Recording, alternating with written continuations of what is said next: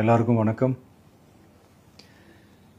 இந்திய அரசியல் சாசனம் நம்ம தமிழ்நாட்டில் இருக்கிற எல்லாருக்குமே கொடுத்துருக்கிற உரிமையில் ரொம்ப ரொம்ப முக்கியமானது ஓட்டிங் ரைட், வாக்குரிமை. ஒரு மனுஷன் உயிரோடு இருக்கான்றதுக்கு அடையாளமாக இருக்கிறதுல அவனோட ஓட்டுரிமை ரொம்ப முக்கியம். அதனால தான் voting is not only our right but also our life. ஒரு முக்கியமான விஷயத்தை பற்றி இப்போ நான் உங்ககிட்ட ஷேர் பண்ண போகிறேன். இது நான் ஃபஸ்ட்டு கேள்விப்பட்ட உடனே எனக்கே ரொம்ப ஷாக்கிங்காக தான் இருந்தது. இப்போ நான் பேசிகிட்டு இருக்கிற இந்த நேரத்தில் தமிழ்நாட்டில் இருக்கிற நம்ம யாருக்குமே ஓட்டு போடுற உரிமையே இல்லைன்னு சொன்னால் நம்புவீங்களா? நான் நீங்கள் உட்பட யாருக்குமே அது இல்லை. நான் பயமுறுத்துறேன்னு நினைக்காதீங்க, அதுதான் நிஜமும் கூட.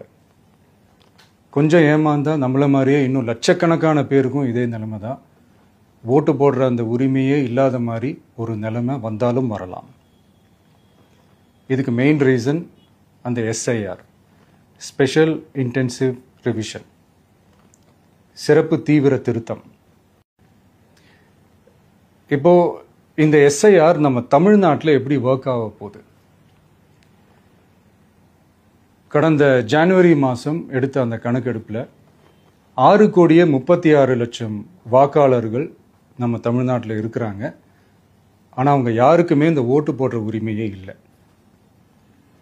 அந்த பிஎல்ஓன்னு சொல்லுவாங்க, பூத் லெவல் ஆஃபீஸர்ஸ், வாக்குச்சாவடி நிலை அலுவலர். அவங்க தான் வீடு வீடாக போய் அந்த ஃபார்மை கொடுப்பாங்க. அதை நம்ம ஃபில்அப் பண்ணி கொடுக்கணும். அதை தேர்தல் ஆணையம் அதை எடுத்துகிட்டு போய் அதை ஸ்க்ரூட்டினைஸ் பண்ணி அது எல்லாமே கரெக்டாக இருக்கான்னு செக் பண்ணி பார்த்ததுக்கப்புறம் அந்த வாக்காளர் பட்டியலை வெளியிடுவாங்க. அந்த வாக்காளர் பட்டியலில் நம்ம பேர் இருக்கணும், அப்போ தான் நம்மளால் ஓட்டு போட முடியும். அந்த புது பட்டியல் வர்ற வரைக்கும் நம்ம வாக்காளர்களான்றது அது உறுதியே செய்ய முடியாது. இன்கேஸ் அந்த புது பட்டியலில் நம்ம பேர் இல்லைன்னா அது ஒரு தனி ப்ராசஸ், அது ஒரு தனி ஃபார்ம், அது ஒரு தனி கிளைம்ன்ற மாதிரி அது ஒரு வேறு வேலை. ஸோ இந்த மாதிரி நிறைய சிரமங்கள் குழப்பங்கள் இருக்கிறதுனால மக்களுக்கு இது மேலே ஒரு கன்ஃபியூஷன் ஒன்று இருக்குது. இது என்ன வெரிஃபிகேஷனா இல்லை ஒரு மறைமுக ரீரெஜிஸ்ட்ரேஷனா இல்லை இது ஒரு நியூ ரெஜிஸ்ட்ரேஷன் மாதிரியே தானா அப்படின்ற மாதிரி நிறைய கன்ஃபியூஷன் இருக்குது. அவங்க செய்ய வேண்டியதெல்லாம் ஒன்றே ஒன்று தான். இந்த மாதிரி வீடு வீடாக போய் அந்த என்யூமரேஷன் ஃபார்ம் நம்ம ஃபில்அப் பண்ணி கொடுக்கும்போது அதுக்கான அக்னாலேஜ்மெண்ட்டை அந்த பிஎல்ஓ அந்த ஆஃபீஸர்கிட்ட இருந்து நீங்கள் வாங்கிக்கணும். அது ரொம்ப ரொம்ப முக்கியம்.